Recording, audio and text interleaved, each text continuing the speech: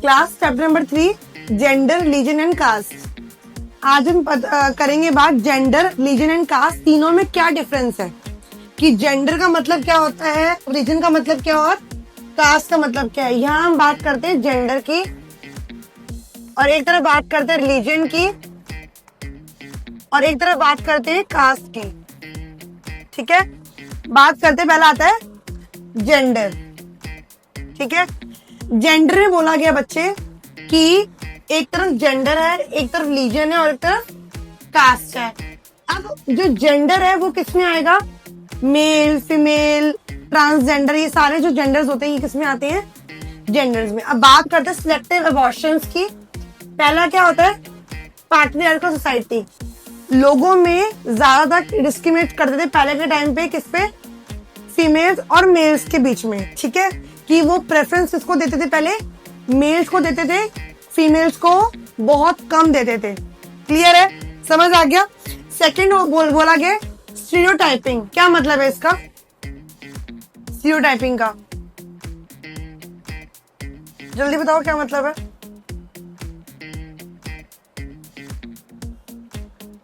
What is the meaning of stereotyping?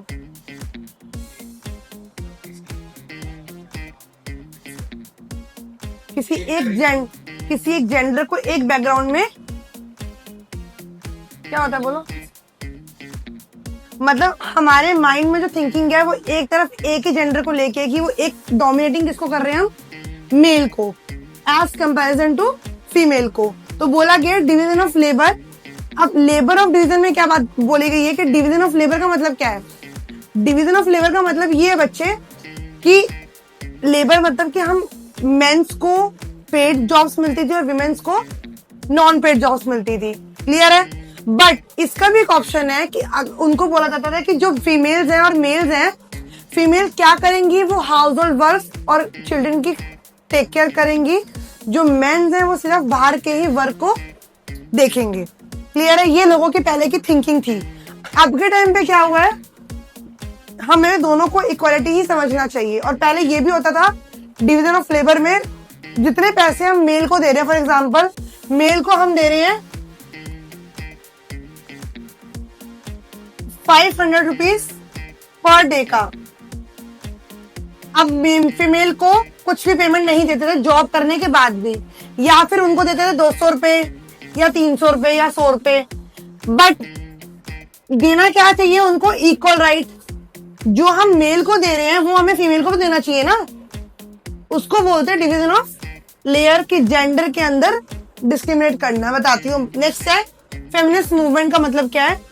Feminist movement का मतलब ये है कि जिसमें ज्यादा हम फेमाइन्स को इंपॉर्टेंस देंगे, उसको हम क्या बोलते हैं, फेमिनिस्ट मूवमेंट। की हम इसमें फीमेल्स को ज्यादा तक प्रेफरेंस देंगे। ठीक है, बात आती है कास्ट की। अब कास्ट सुन लो, कास्ट क्या होती है, हमारे पास कितने ऐसी कास्ट होती है,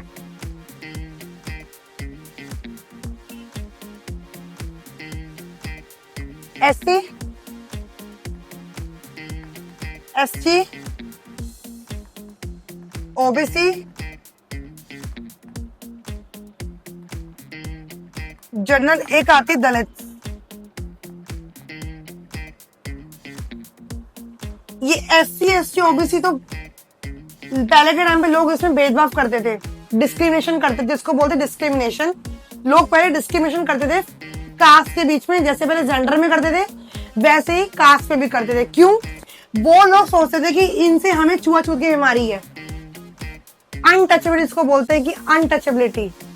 अगर मैं जनरल हूं और सामने वाला एससी, तो क्या मैं एससी हो जाऊंगी, नहीं होंगी। हमारे माइंड की वहम बोलो, सोच ऐसी थी लोगों की, तो लोग इसमें भी कास्ट इनइक्वालिटी में फर्क दिखाते थे, डिस्क्रिमिनेट करते थे। ठीक है, फिर आता है सोशल डिस्क्रिमिनेशन।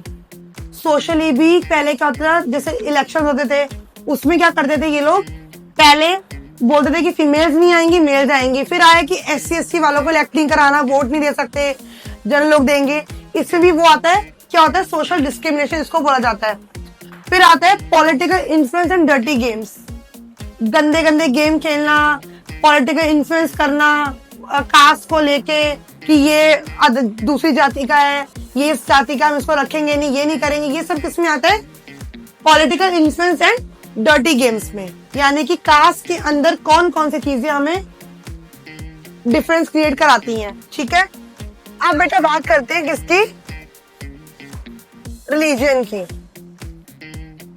तो रिलीजन में आया कम्युनलिज्म। क्या होता है कम्युनलिज्म? किसी को पता है कम्युनलिज्म क्या होता है? सेकुलरिज्म क्या होता है? Politics and constitution, Gandhian and humanist news. चलो इसको भी बताऊंगी बाद में, नेक्स्ट क्लास में। इसका मैं पहले बताता हूँ रिलीजन क्या क्या होते हैं। अब बात करते हैं रिलीजन की। रिलीजन में क्या आ रहा है हमारे पास? हिंदू, सिख, मुस्लिम और क्रिश्चियंस, ये आ रहे हैं। अब इनको तो भूल जाओ अभी, इन सबको तो ये बताऊंगी बाद में। पहले बात करते हैं रिलीजन में कैसे डिफरेंस क्रिएट करते हैं। रिलीजन में डिफरेंस ऐसे क्रिएट करते हैं कि लोग सोचते हैं कि हिंदू, सिख, मुस्लिम और क्रिश्चियंस अलग अलग है। हमारे पास 4 रिलीजन हैं। हिंदू रिलीजन तो बहुत सारे, बुद्धिस्ट भी, जैनिज्म भी, लेकिन मेन जो 4 हैं वो ये हैं: हिंदू, सिख, मुस्लिम और क्रिश्चियंस, जिनको हम बोलते हैं हिंदी में हिंदू, मुस्लिम, सिख, ईसाई। ठीक है, तो जो कि हिंदू, सिख, मुस्लिम, पहले लोगों के अंदर ये भी था कि हमने मुस्लिम के साथ नहीं पढ़ना, बैठना नहीं, उनको वोट नहीं करा सकते, उनके घर नहीं जाना पहले। और ये होता था पहले के टाइम पे कि जो शादियां भी बोलते हैं कि अपने रिलीजन में माना जाता है कि अगर हम मैरिज कर रहे हैं, अगर वो लड़का जिस रिलीजन से बिलोंग करता है तो वो भी सेम रिलीजन में ही शादी होगी, अदर रिलीजन शादी नहीं होगी। तो पहले के टाइम पे लोग उनको मार दिया करते थे। ठीक है, अब बात करते हैं डिस्क्रिमिनेशन इज सीन। डिस्क्रिमिनेशन कैसे दिख रहा है? सैलरी बेस्ड, लो पेड और अनपेड। ये मैंने बता दिया कि जो विमेन और मेन काम करते हैं उनको या तो पेड नहीं करते हैं, या as comparison to men women's को कम पैसे दिए जाते हैं। या तो उनको पे नहीं करते या उनको लो पेड करते हैं। क्लियर है? उसके बाद है लिटरेसी डिवीजन का मतलब क्या है। मैंने बताया था अभी लिटरेसी डिवीजन क्या होता है, कि लिटरेसी डिवीजन का मतलब है जो लिटरेसी रेट है फीमेल्स और मेल्स का वो एज कंपैरिजन टू मेन कम है। 2011 सेंसस में क्या हुआ था? सेंसस 2011 में, सेंसस 2011 में क्या हुआ था? जो इसका रेट था डिवीजन का वो क्या था? कितना था? गर्ल्स का कितना था? 54% और बॉयज का कितना था? 76। तो किसको ज्यादा इंपॉर्टेंस मिल रही है? बॉयज को।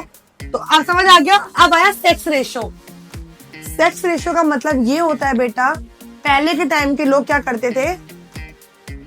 डिस्क्रिमिनेट तो करते थे जेंडर में कि लड़कियों को लड़के के बीच में करते थे, बट सेक्स रेशो का मतलब डिस्क्रिमिनेशन में ये आता है कि पहले के टाइम पे लोग, पहले ना ये चीजें थी, पहले जब मदर अगर कंसीव करती थी बेबी को तो उसके बाद वो लोग जेंडर को रिवील करा लेते थे कि बेबी बॉय है या बेबी गर्ल है।